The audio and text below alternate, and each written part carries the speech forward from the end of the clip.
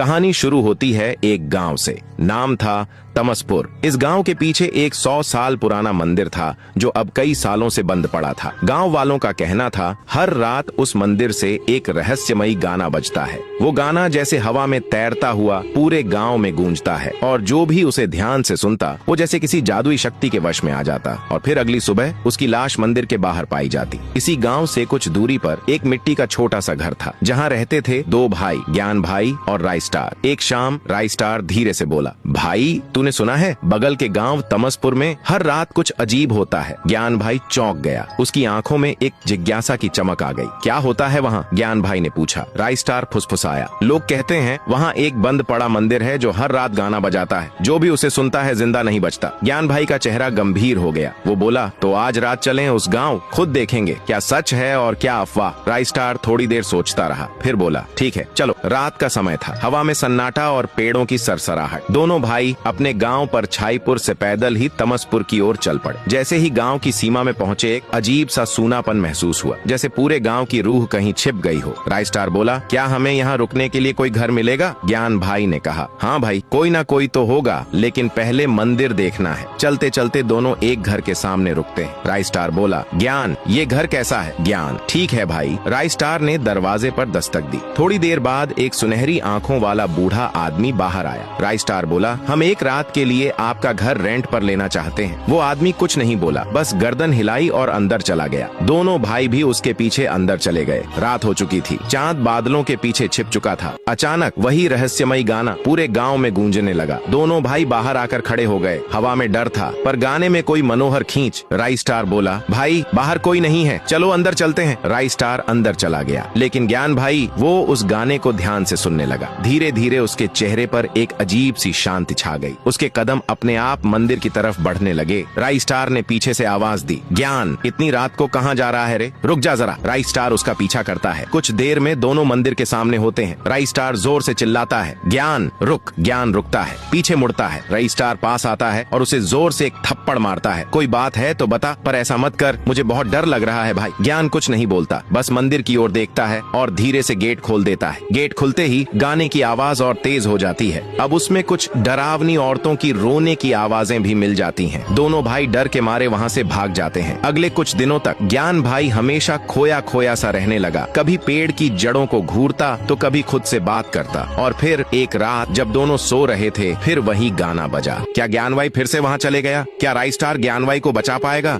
या खुद भी उस मंदिर की बेहद चढ़ जाएगा? पार्ट 2 के लिए कमेंट करें।